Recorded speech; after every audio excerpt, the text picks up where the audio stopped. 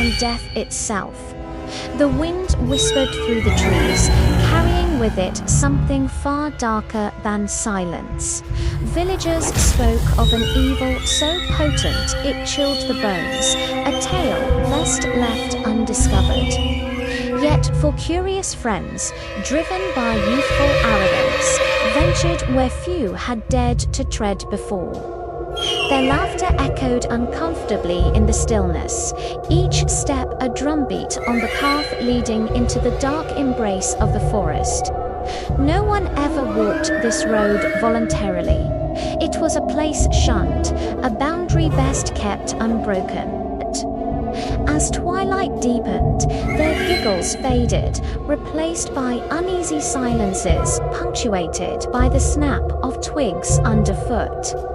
The destination of their morbid curiosity lay ahead, shrouded in mystery and malice. An old abandoned house stood like a decaying monolith against the dying light, its windows vacant sockets staring blankly into the gloom.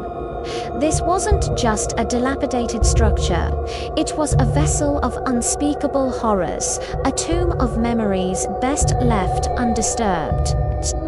They knew the stories that clung to this place like cobwebs, tales whispered around crackling fires on nights much like this, when the wind carried secrets from beyond the grave. Legends spoke of a woman brutally murdered within these very walls, her spirit now forever trapped, screaming in eternal rage. But legends were just that, right? Mere figments of overactive imaginations, or desperate attempts to explain the inexplicable. Pushing open the creaking door, they stepped inside, their senses on high alert.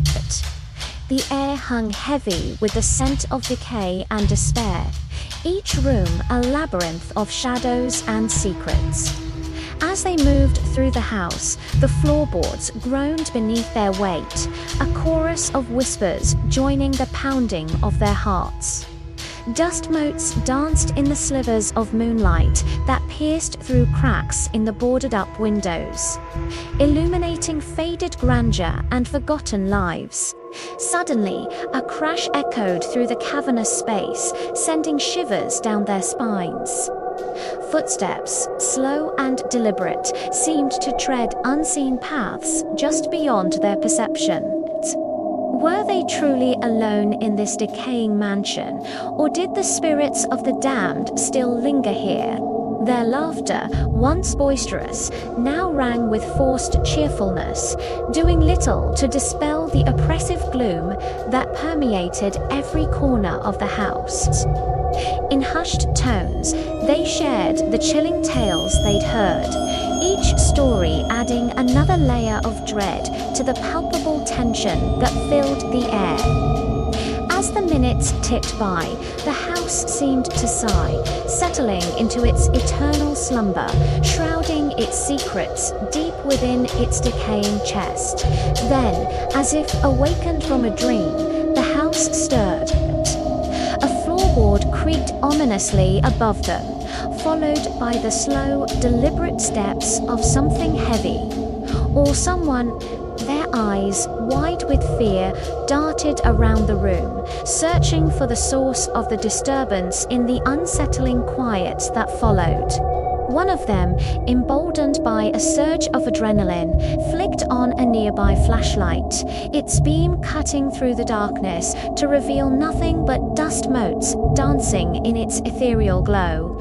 But then, as quickly as it appeared, the light vanished, plunging them back into suffocating darkness. And then she began to move. A floorboard above them groaned under a weight that was neither human nor animal.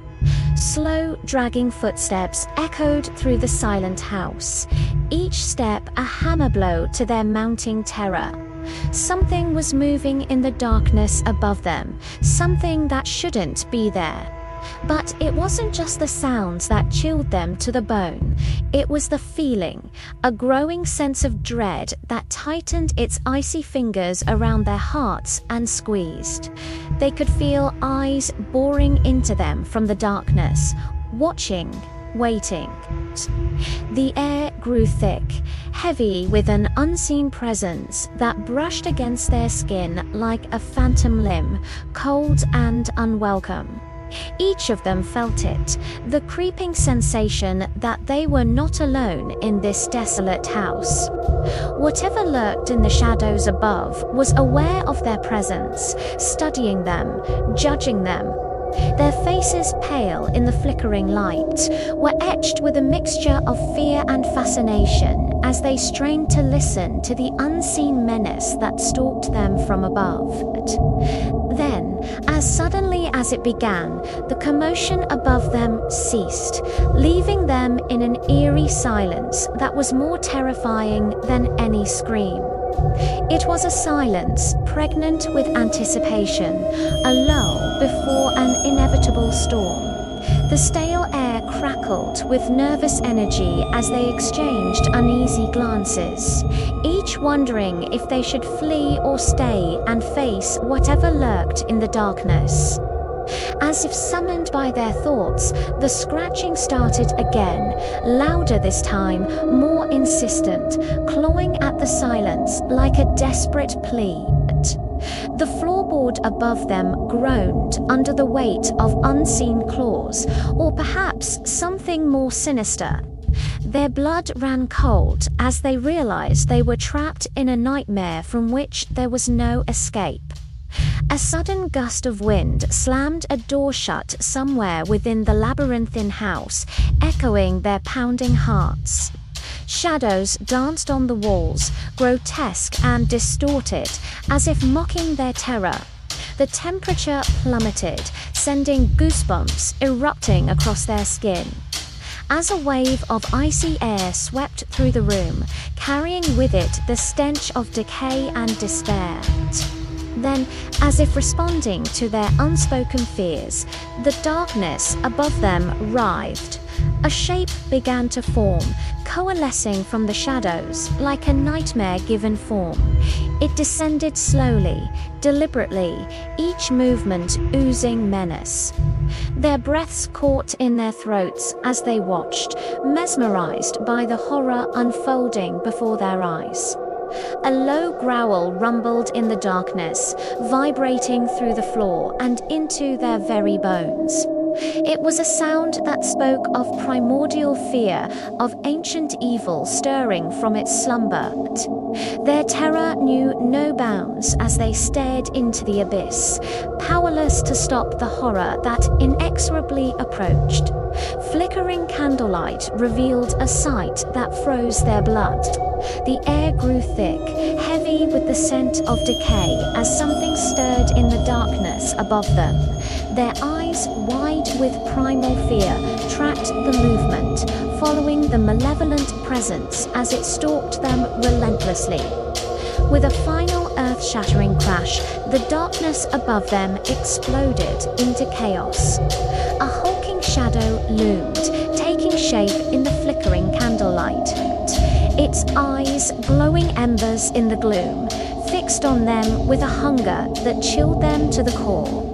The creature, a grotesque mockery of humanity, lunged its distorted features contorted in a silent scream. Screams tore through the night, echoing the creature's silent agony. Their own cries of terror blending with the creature's as they desperately tried to flee the nightmare that had become their reality. The creature, relentless and swift, pursued them through the labyrinthine halls, its heavy footsteps pounding a death knell on their sanity. But it wasn't just the creature that hunted them. It was the house itself, the very walls seeming to close in, to trap them like insects beneath a magnifying glass.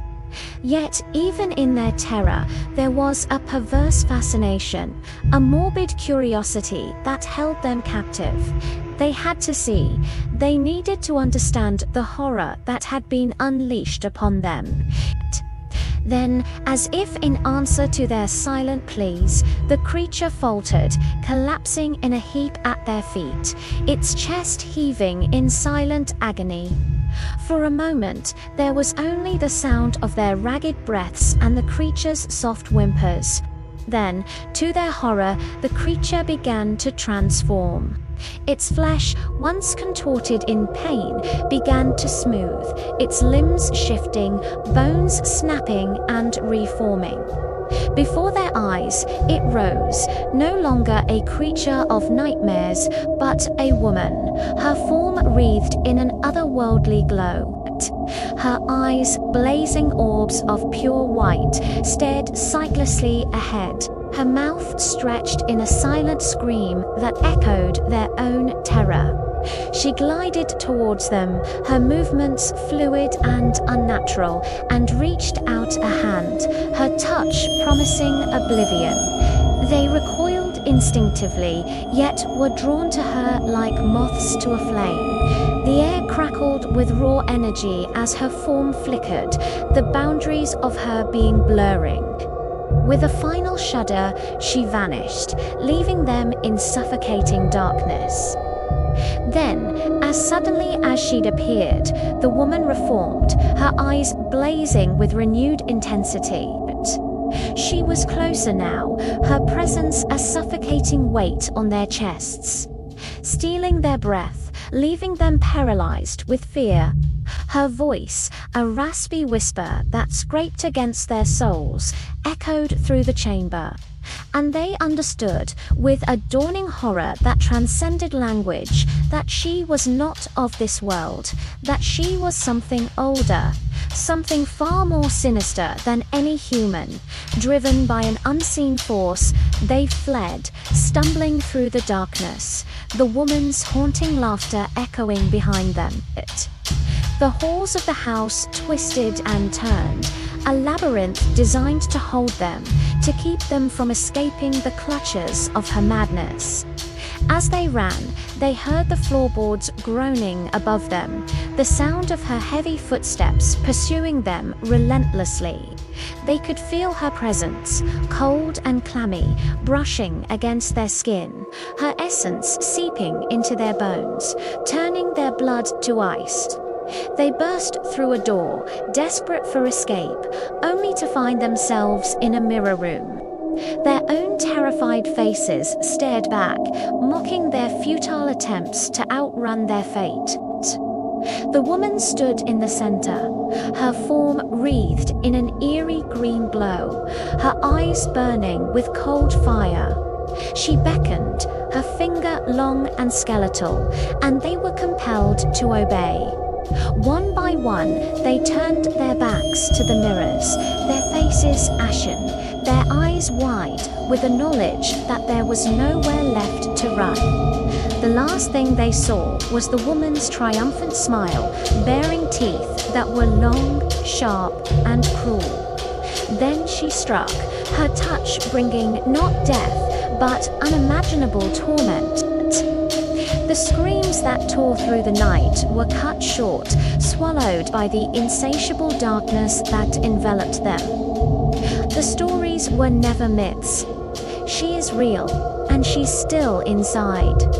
The camera fades out with the sound of distant screaming. If you love chilling horror stories like this, subscribe for more.